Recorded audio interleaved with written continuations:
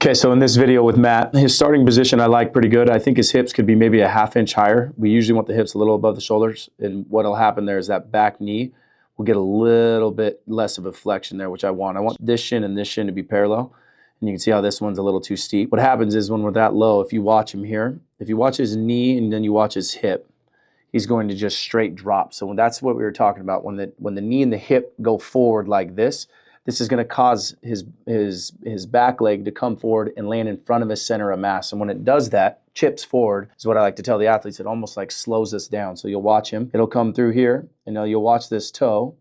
Okay, it's going to land way in front of his hips. So now everything after that step is going to be messed up. So one more thing if we look at here is when he comes out that low, which is really hard. If you look at how steep this shin is, the best track athletes in the world coming out of blocks barely start that low. A 240-pound linebacker coming out of a three-point without blocks, it's really hard to do.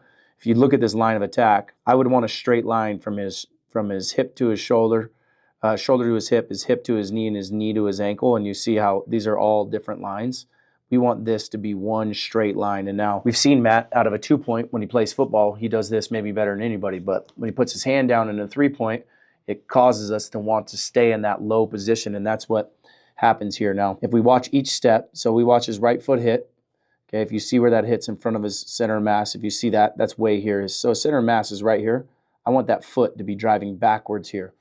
Now you'll watch this exchange. This foot, same thing. He's going to be way up on his toe.